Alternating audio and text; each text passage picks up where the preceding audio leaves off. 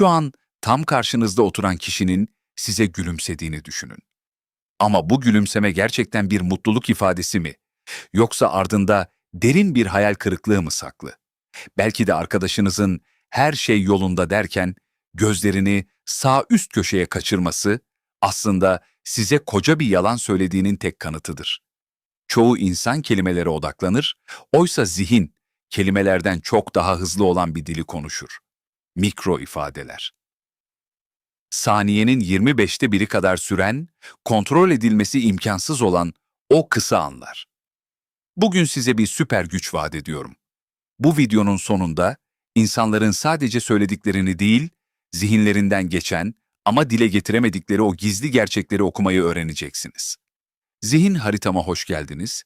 Zihnin en karanlık ve en şeffaf köşelerine yolculuğumuz başlıyor. Birinci yol.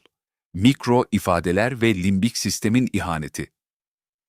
Zihin okumanın ilk ve en temel yolu, kelimelerin gürültüsünü susturup yüzdeki o saniyelik sızıntılara odaklanmaktır.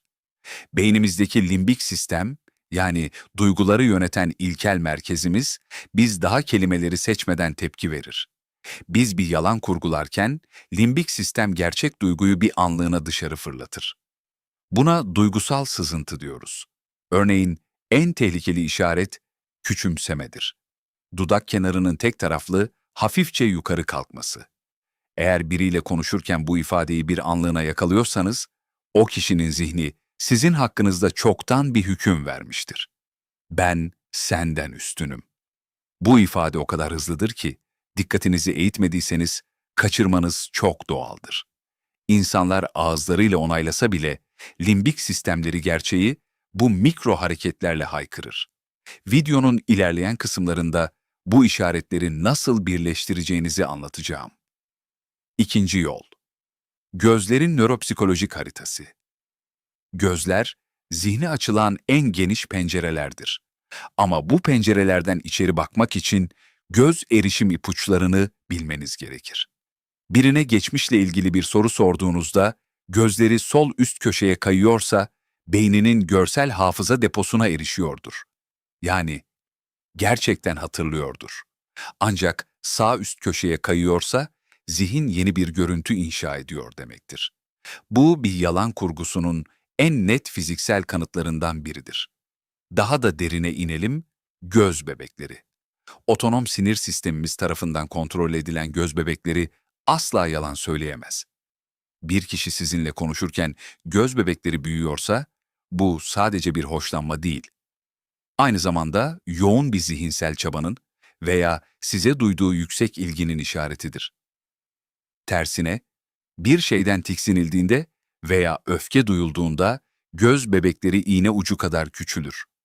Karşınızdakinin zihnindeki o anlık değişimleri yakalamak için gözlerinin içine değil, göz bebeklerinin derinliğine bakın. Üçüncü yol. Bilişsel yük ve bedenin çatışması.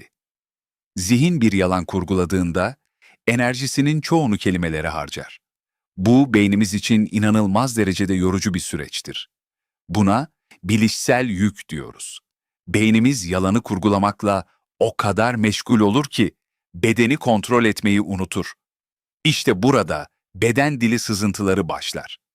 Pacifying dediğimiz yatıştırıcı hareketlere dikkat edin. Bir kişi konuşurken boynundaki o çukura dokunuyorsa veya kravatını düzeltiyorsa o an zihninde yoğun bir kaygı ve güvensizlik hissetmektedir. Kan damarlarını soğutmaya veya kendine dokunarak güven tazelemeye çalışıyordur. En ilginç olanı ise ayaklardır. Ayak uçları size değil de çıkış kapısına bakıyorsa, o kişinin zihni çoktan o konuşmayı terk etmiştir. Kelimeler "seni dinliyorum" derken, ayaklar "gitmek istiyorum" der. Gerçek zihin okuyucu, kelimelere değil, bu çatışmalara odaklanır. Dördüncü yol, asimetri ve duygusal maskeler. Günlük hayatta en çok karşılaştığımız sahtelik, maskelenmiş gülümsemelerdir. Gerçek bir gülümsemede sadece ağız değil, göz kenarlarındaki kaz ayağı kasları da kasılır. Eğer birinin gözleri gülmüyorsa, o gülümseme sadece sosyal bir maskedir. Buradaki en derin ipucu ise asimetridir.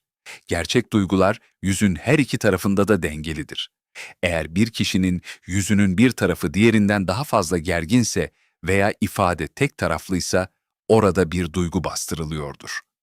Zihin bir duyguyu maskelemeye çalışırken genellikle yüzün sol tarafını daha zor kontrol eder, çünkü sağ beyin lobu duyguları daha yoğun yönetir ve bu yüzün soluna yansır.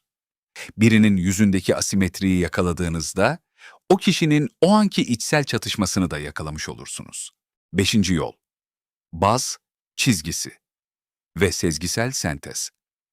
Son ve en önemli yol, tüm bu işaretleri baz çizgisi, baseline kuralı ile birleştirmektir. Her insanın düşünme alışkanlığı farklıdır. Birinin zihnini okumak için önce o kişinin normal halini, yani stres altında değilken nasıl davrandığını bilmelisiniz. Bazı insanlar doğal olarak çok göz kırpar. Bazıları düşünürken hep sağa bakar. Zihin okuma sanatı tek bir işarete bakıp yargılamak değil, bir yapbozun parçalarını birleştirmektir. Göz bebeği küçüldüyse, ayakları kapıya döndüyse ve sesi bir tondan fazla yükseldiyse artık tahmin etmiyorsunuzdur, biliyorsunuzdur. Bu bilgiye sahip olmak size manipülasyon gücü değil, derin bir empati yeteneği kazandırır. Karşınızdakinin kelimelere dökemediği o korkuyu veya hüznü yakaladığınızda ona gerçekten yardım edebilirsiniz. Yarın sokağa çıktığınızda, bir iş toplantısına girdiğinizde veya en yakınınızla kahve içerken dünyaya bu yeni gözlerle bakın. Kelimelerin gürültüsü sustuğunda gerçeğin ne kadar berrak bir sesle konuştuğuna şaşıracaksınız. Belki de birinin iyiyim derken sakladığı o mikro hüzün sızıntısını yakalayıp ona gerçekten ihtiyacı olan o eli uzatan kişi siz olacaksınız. Şimdi sıra sizde. Kendi hayatınızda birinin yalanını veya gizlediği bir duyguyu sadece tek bir bakışıyla yakaladığınız o anı hatırlıyor musunuz? O an ne hissettiniz ve hangi işaret sizi uyarmıştı? Bu şaşırtıcı gözlemlerinizi ve deneyimlerinizi aşağıda, yorumlar kısmında benimle paylaşın. Orada her bir hikayeyi tek tek okuyor olacağım. Eğer bu derinlikteki içeriklerin size bir şeyler kattığını düşünüyorsanız, videoyu beğenerek ve zihin yolculuğumuza ortak olmak için kanala abone olarak bana destek olabilirsiniz. Zihin haritamda bugünlük yolculuğumuzun sonuna geldik. Kendinize, ruhunuza ve o eşsiz zihninize çok iyi bakın. Bir sonraki videoda bilincin daha derin katmanlarında görüşmek üzere.